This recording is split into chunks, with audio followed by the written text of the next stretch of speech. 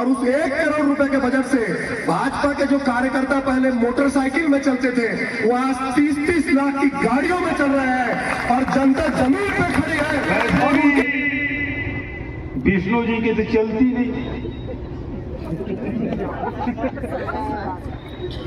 हमारी भौजी कहती है कि मैं सुपर सीएम हूं।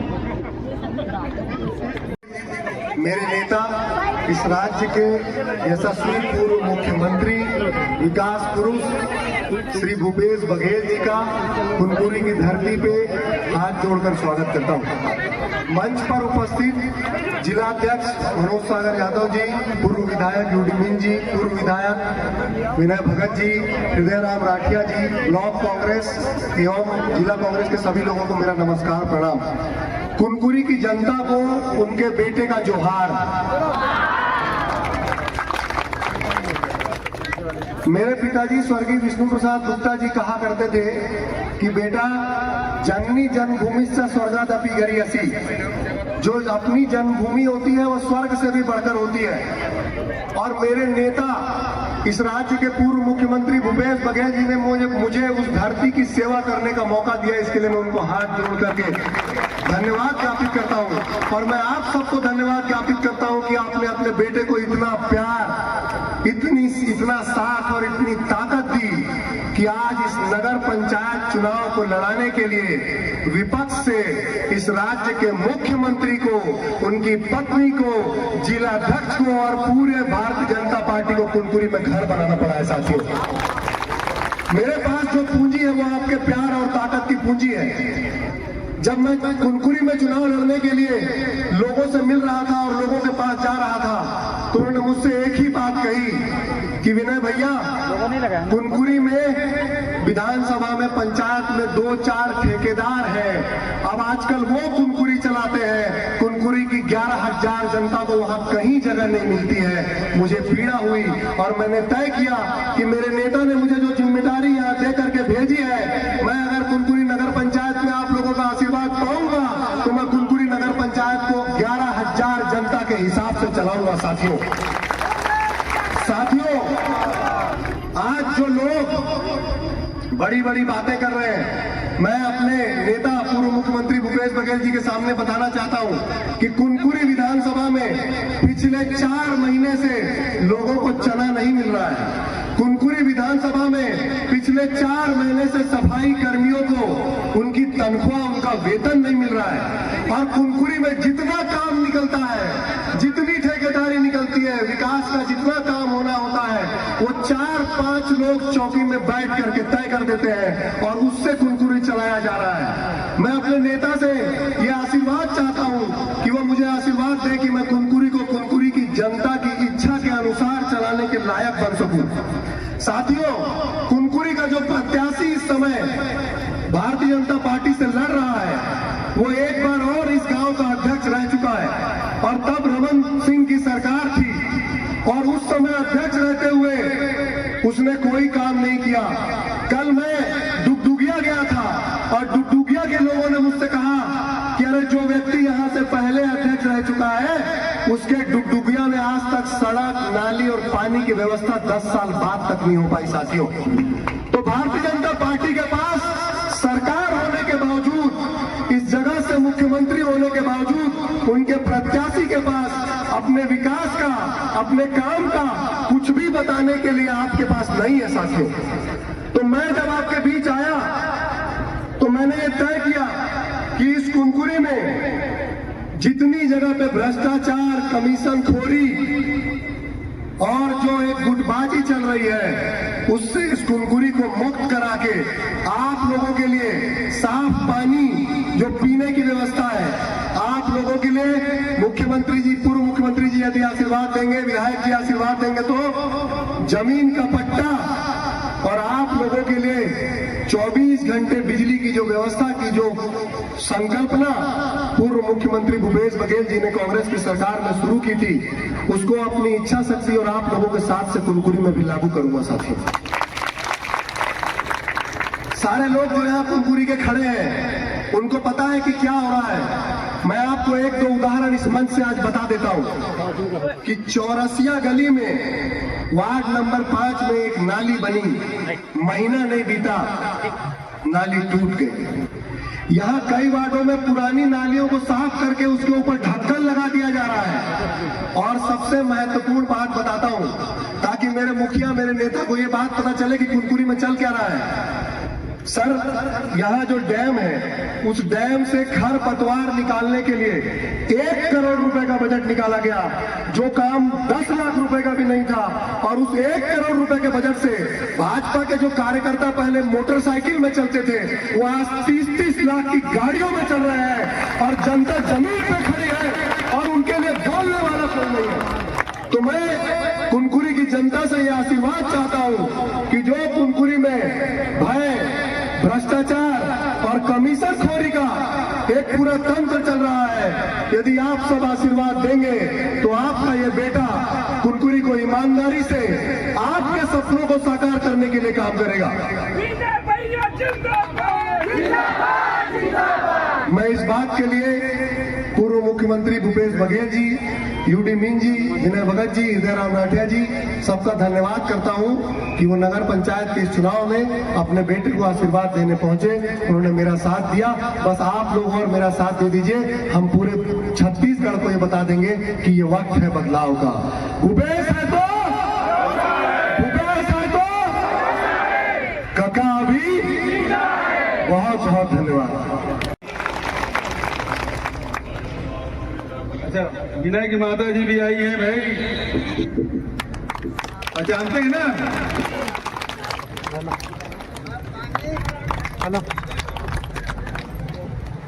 आदरणीय साथियों, नगरीय निकाय का चुनाव हम सब के लिए बहुत महत्वपूर्ण है, क्योंकि यहीं से आपके सुख सुविधा के लिए योजनाएं बनती है, कार्यक्रम बनती है।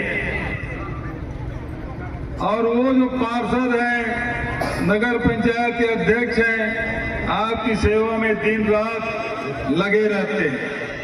तो इसलिए बहुत महत्वपूर्ण चुनाव, और कुनकुरी के भाइयों और बहनों को मैं जय जोहार करता हूं, नमस्कार करता हूं। उपस्थित सभी पत्रकार साथियों, आदरणीय साथियों, भारतीय जनता पार्टी की सरकार चुनाव कराना नहीं चाहती। चुनाव सही में कराना चाहते तो जो पहले नगर पंचायत के कार्यकाल समाप्त होने से पहले नए अध्यक्ष का चुनाव हो गया होता। अध्यादेश में विधानसभा में बिल लाए, मैंने कहा ये बिल गलत है, भारत के संविधान के विपरीत है, ये बिल टिकेगा नहीं। लेकिन बहुमत के आधार पर बिल पास करा लिए, लेकिन राजभवन में जाकर अटक गया। राज्यपाल जी आज तक उस बिल में दस्तखत नहीं किए, वो हस्ताक्षर नहीं हुआ। इस कारण से चुनाव आनन फानन में जल्दीबाजी में कराए। वैसे भी विष्णु जी की तो चलती नहीं, हमारी भौजी कहती है कि मैं सुपर सीएम हूं। लेकिन भाजपा के कार्यकर्ता बड़े असमंजस में है 14 महीने से, आखिर किसके पास जाएं तो काम होगा। ट्रांसफर कराना है, पोस्टिंग कराना है, कोई काम स्वीकृत कराना है। आज तक के भाजपा कार्यकर्ता घूम रहे हैं, लेकिन उनको पता नहीं चला कि विष्णु जी के पास जाने से काम होगा, या अरुण साहु के पास जाने से काम होगा, कि वो विजय शर्मा उसके पास जाने से होगा, वो रायगढ़ वाले ओपी चौधरी के पास जाने से काम होगा। कार्यकर्ता छोड़ दो, विधायक परेशान है कि भैया किसके पास जाए, हमारा काम नहीं होता। विधानसभा में भाजपा के लोग बोलते हैं, और रायपुर तक की चर्चा है कि जसपुर चौकी से चलता है। ये चौकी क्या है? चौकी से खटिया से चलता है क्या? ये स्थिति। तो आज किसकी सरकार है ये पता नहीं। सरकार होती तो पता चलता कि विकास कार्य क्या है।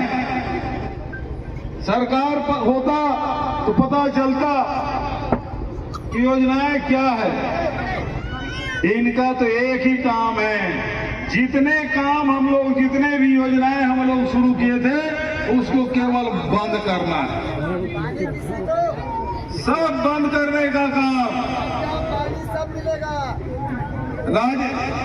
राजीव उद्यान कब खोले थे वो बंद हो गया। छत्तीसगढ़ ओलंपिक शुरू किए थे वो बंद हो गया। गौठान खोले थे वो बंद हो गया। गोबर खरीदी बंद हो गया। लघु उपज खरीदी बंद हो गया। रूरल इंडस्ट्रियल पार्क बंद हो गया। स्वामी आत्मानंद अंग्रेजी स्कूल। अरे चाक और डस्टर के लिए पैसा नहीं है, तनख्वाह देने के लिए पैसा नहीं है। ये गरीबों की बात करते हैं, आदिवासी की बात करते हैं। अरे जो हम लोग चना की व्यवस्था कर दिए थे, खरीद के रखे थे, वही मिला। इसके बाद तो विष्णु जी सरकार में टेंडर तक नहीं कर पाए। चना नहीं हो, चना सप्लाई नहीं कर पा रहे हैं आदिवासियों को, गुड़ सप्लाई नहीं कर पा रहे हैं आदिवासियों को। अरे वो तो ऐसा है,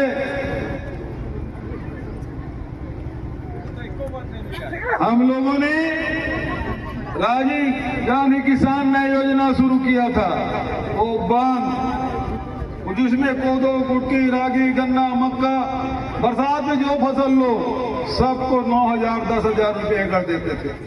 ये सरकार आने के बाद बंद। आज 3100 रुपया मिल भी रहा है, वो भूपेश बघेल और कांग्रेस सरकार के कारण। भैया जिंदाबाद जिंदाबाद। मोदी की गारंटी तो मध्य प्रदेश में भी थी, वहां 2300 रुपया मिल रहा है।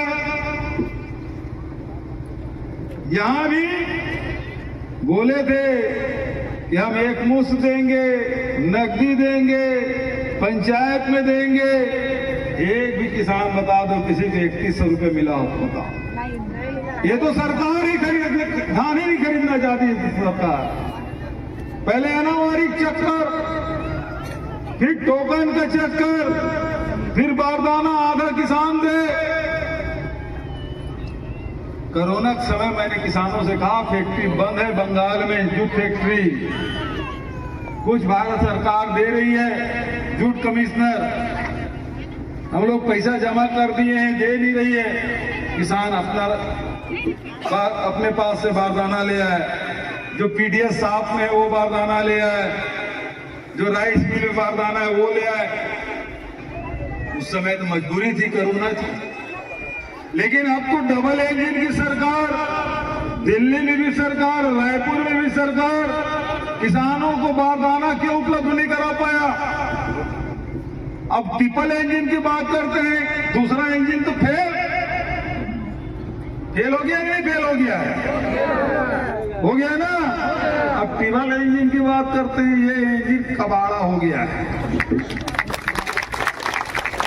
विष्णु जी आप यहाँ विधायक भी रहे, सांसद भी रहे, केंद्रीय मंत्री रहे, 3 बार भाजपा के अध्यक्ष रहे, आप मुख्यमंत्री 14 महीने से, बताइए कुनकुनी में आपकी उपलब्धि क्या है?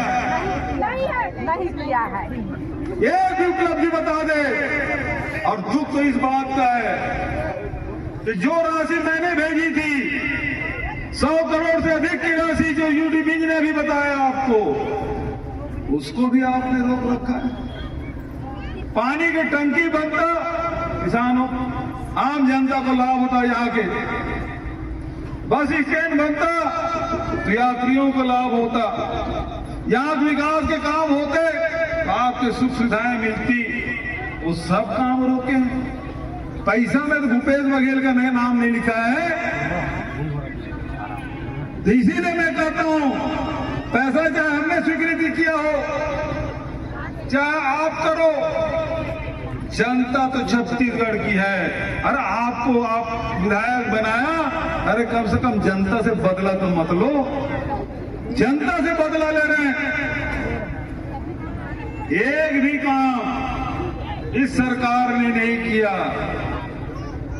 हम तो विनय भाई इंजीनियर है, यूडी निजी इंजीनियर है। मैं जब भी कुनकुरी आता था तो कुनकुरी महोत्सव होता था, बड़ा आयोजन यूडी भाई कराते थे। देश से कोने कोने से लोग आते थे, छत्तीसगढ़ से आते थे, लेकिन अब सारी योजनाएं बंद।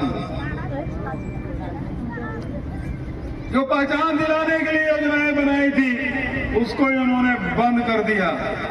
बेहद दुर्भाग्यजनक स्थिति, बेहद दुखद स्थिति कि आप जो स्वीकृत कार्य हैं, जो टेंडर हुए हैं, उसको क्यों रोके हैं और चौकी से चलाएंगे तो यही हाल होगा। कार्यालय से चलाते तो बात भी बनती। और इसीलिए मैं कहना चाहता हूं, आज उसके सामने बोलने वाला कोई नहीं। विनय सिंह नौजवान लड़का है, जब उसके सामने सीना तान के खड़ा हुआ तो कह दिया बाहरी है। अरे उसके दादाजी 1960 में यहां सरपंच रहा है, उसके जमीन से मंदिर और बस स्टैंड बना है। वो आदमी बाहर, और जिसको जिलाध्यक्ष बना करके वो कहां का है? वो कहां का है? बलिया का आदमी यहाँ जिलाध्यक्ष बना हुआ है, यहाँ के लोगों पर राज करेगा, यहाँ के लोगों को निर्देश देगा। तो इसकी परिभाषा क्या है, इसको समझ लीजिएगा। तो आज मैं यही कहना चाहता हूं, यहां के विकास काम करने के लिए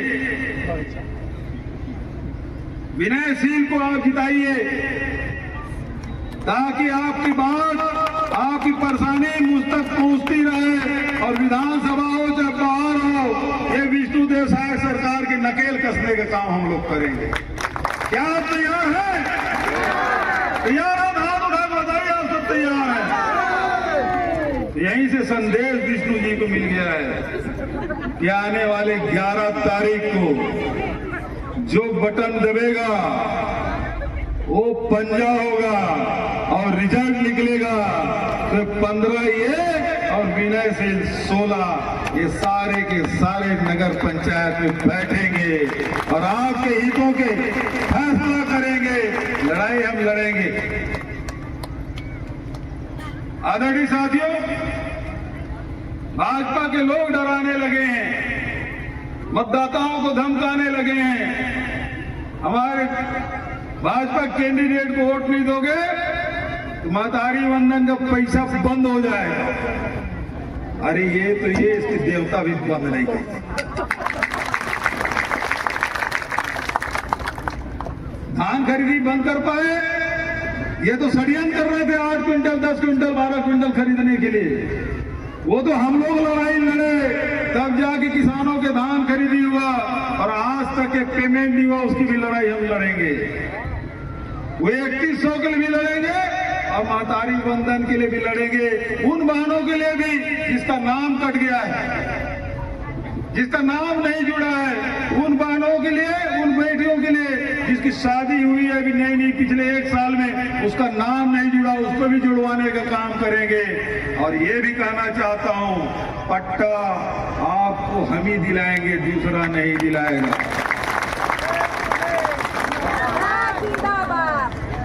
पट्टा भी मिलेगा और नाम भी जुड़ेगा, चना भी मिलेगा और गुड़ भी मिलेगा।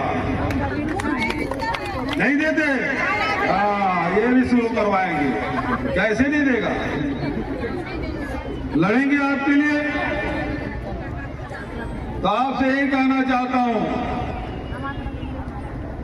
ये लड़ाई आपकी लड़ाई है। विनय सिंह नौजवान लड़का है, बहुत मेहनती है, बातों को समझता भी है और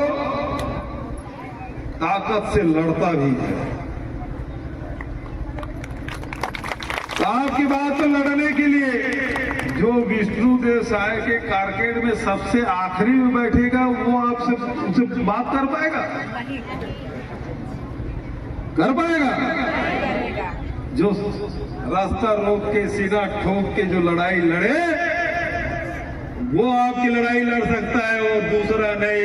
ये मेरा छोटा भाई विनयशील है जो लड़ाई लड़ेगा। आदरणीय साथियों, चूंकि ये क्षेत्र विष्णुदेव साय जी की है, प्रतिष्ठा का सवाल बनाए हैं। अभी मैं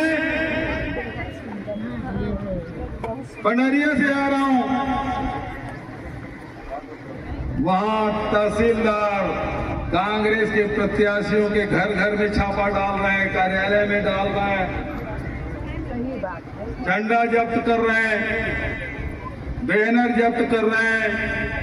मैंने उनसे कहा कि भाजपा के कार्यालय में जाओ, वहां डंडा भी मिलेगा, झंडा भी मिलेगा, खंभा भी मिलेगा, गड्डी भी मिलेगी। वहां तो जाने की हिम्मत है ही नहीं। तो बहुत ज्यादा न करते हुए आपसे यही अपील, जो काम हमने स्वीकृत कराया है वो काम यहाँ होना चाहिए। होना चाहिए कि नहीं होना चाहिए? तो उसको कौन करेगा? 7-14 महीना बीत गया, विष्णुदेव तो नहीं कर पा रहे हैं। वो ये विनयशील और इमली मीज करेगा। ये 15 हमारे पार्षद प्रत्याशी ये लोग करेंगे। तो बहुत ज्यादा और न करते हुए आप सबसे यही अपील, आपका अपना भाई, अपना भतीजा, अपना आपका बेटा ये लड़ाई लड़ रहा है, ये लड़ाई अपने हाथों में ले लीजिएगा और बता दीजिए प्रजातंत्र में मतदाता सबसे ताकतवर है, उससे ताकतवर दूसरा नहीं होता। तो आपके हितों का जो ध्यान नहीं रखता, 14 महीने में ही लोग परेशान हो उठे हैं। तो परेशानी अपनी दूर करने के लिए एक नई शुरुआत मैं कल से निकला हूं। राजनांदगांव रमन सिंह जी के जिले से शुरुआत मैंने की। वहां उप मुख्यमंत्री विजय शर्मा के यहाँ रात रुका और आज विष्णुदेव साय जो मुख्यमंत्री हैं उसके क्षेत्र में आया हूं। आदरणीय साथियों, एक बात का अपनी बात में समाप्त करता हूं। लोकसभा चुनाव चल रहा था, मौका विहार कर रहे थे, प्रधानमंत्री जी इंटरव्यू दे रहे थे। उन्होंने कहा मैं शायद अपनी मां के कोख से पैदा नहीं हुआ, मैं नॉन बायोलॉजिकल अवतारी पुरुष। तब उस समय नारा लगा था अब की बार 400 पार। तब वो अवतारी पुरुष थे, वो कहते थे मैं नॉन बायोलॉजिकल, हम तो सब अपने माँ के कोख से पैदा हुए जितने भी हैं। लेकिन मोदी जी कहते हैं कि मैं अवतारी पुरुष, डायरेक्ट कनेक्शन है ऊपर वाले से। लेकिन धन्य है हिंदुस्तान की जनता, वो घमंड उसका तोड़ा और 400 से 240 में पटका। 6 महीने बाद ही मोदी जी नशा उतरा और उन्होंने कहा कि मैं भी इंसान हूं, मुझसे भी गलतियां हो जाती है। आप समझ आएगा वो मां के कोख से पैदा हुआ, नशा उतर गया।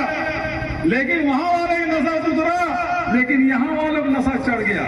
ये विष्णु जी का राम बना दिए, भरत अरुण साह हो गए, हनुमान विजय शर्मा हो गए, रमन सिंह 3 बार का मुख्यमंत्री, विधानसभा का अध्यक्ष शत्रुघ्न बना दिए।